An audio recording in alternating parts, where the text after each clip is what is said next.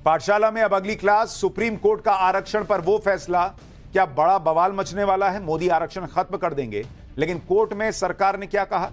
Court का वो आदेश, किस किस को आरक्षण मिलेगा, किसका जाएगा? और कल हाईकोर्ट, आज supreme court, Kejriwal and team की फिर कैसे क्लास लगी, अब इसका चर्चा।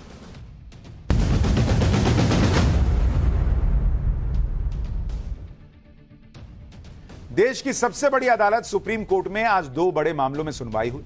एक मामला सुप्रीम कोर्ट में जो था वो SC ST के आरक्षण से जुड़ा हुआ था, जिस पर सुप्रीम कोर्ट ने बड़ा फैसला देकर आरक्षण पर नई बहस छेड़ दी। दूसरा हाई प्रोफाइल मामला राज्यसभा सांसद स्वाति मालीवाल से दिल्ली के CM आवास में मारपीट का है, जिसमें केजरीवाल के करीबी विभव कुमार की जमानत याचिका आज सुप्रीम कोर्ट पहुंच गई। इन दोनों ही मामलों में सुप्रीम कोर्ट में जो हुआ उसने देश की राजनीति में नए फ्लड गेट्स खोल दिए। दोनों मामलों की सुनवाई में जो हुआ उसने इंडी गठबंधन के दो बड़े नैरेटिव को एक्सपोज कर दिया। पहला नैरेटिव यह कि इंडी गठबंधन चुनाव के बाद यही मॉल बना रहा है, चुनाव से लेकर अभी तक यही मॉल बना रहा था कि मोदी सरकार आरक्षण विरोधी है, वो आरक्षण खत्म कर देगी।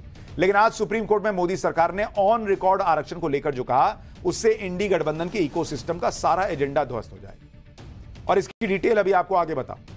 दूसरा ये इंडी गठबंधन का माहौल था कि भाई महिला विरोधी चेहरा जो है उनका, वो आज सामने आ गया, क्योंकि जिस अरविंद केजरीवाल को बचाने के लिए इंडी गठबंधन जंतर मंतर पर पसीना बहा रहा था, वो अरविंद केजरीवाल अपने यहां ऐसे व्यक्ति को पनाह दे रहे थे जो उन्हीं की महिला सांसद से मारपीट का आरोपी है। और आज सुप्रीम कोर्ट ने स्वाति मालीवाल से मारपीट के मामले में केजरीवाल के करीबी विभव कुमार को हत्यारे और रेपिस्ट से भी ज्यादा खतरनाक बता दिया एक तरीके से। लेकिन सुप्रीम कोर्ट की इतनी सख्त टिप्पणी पर भी इंडी गठबंधन के मुंह पर ताले लगे हुए हैं। यही बात नरेंद्र मोदी से जुड़ी होती तो इंडी गठबंधन उन्हें दलित विरोधी और महिला विरोधी कहने में एक सेकंड नहीं लगा था। सबसे पहले केजरीवाल के करीबी विभव का चैप्टर खोलता हूं, जिस विभव को पूरी आम आदमी पार्टी बचाने में जी जान लगा दी। उस पर आज सुप्रीम कोर्ट ने जो कहा, उससे केजरीवाल एंड कंपनी की भयंकर फजीहत हुई है। स्वाति मालीवाल से मारपीट के केस के बाद जिस विभव कुमार को अरविंद केजरीवाल अपने साये की तरह साथ लेकर घूमते रहे थे, उस विभव कुमार को लेकर आज सुप्रीम कोर्ट ने बहुत सख्त टिप्पणियां की। विभव कुमार की जमानत याचिका पर सुनवाई करते हुए सुप्रीम कोर्ट ने कहा कि एक महिला से मारपीट करते हुए आपको, यानी विभव को, शर्म नहीं आई? यह सुप्रीम कोर्ट पूछ रहा है कि शर्म नहीं आई जी तुमको? कोर्ट ने कहा कि हमने कॉन्ट्रैक्ट किलर या रेप के आरोपी को भी बेल दिए भाई, लेकिन इस मामले में किस तरह की नैतिक दृढ़ता है? कोर्ट ने कहा कि जिस तरह घटना हुई उससे वो हैरान है। सुप्रीम कोर्ट ने इशारों में अरविंद केजरीवाल को भी लपेट लिया। कोर्ट ने सख्त लहजे में पूछा कि क्या जी बंगला है क्या? जब विभव के वकील ने कोर्ट में उनका बचाव करने की कोशिश की तो सुप्रीम कोर्ट को कहना पड़ा कि आप तो ऐसे बोल रहे हैं जैसे कोई गुंडा घर में घुस आया। राज्यसभा सांसद न थी जी, गुंडा थी वो। सुप्रीम कोर्ट ने भी कहा कि आप विभव पर लगे आरोप तो देखिए। आरोप के मुताबिक मारपीट के दौरान स्वाति मालीवाल ने विभव से रोते हुए गुहार लगाई थी। यह बताया था कि उनके पीरियड्स चल रहे हैं, उसे इस तरह से मत मारो। सुप्रीम कोर्ट ने भी कहा कि इसके बावजूद यह व्यक्ति स्वाति मालीवाल से मारपीट करता रहा।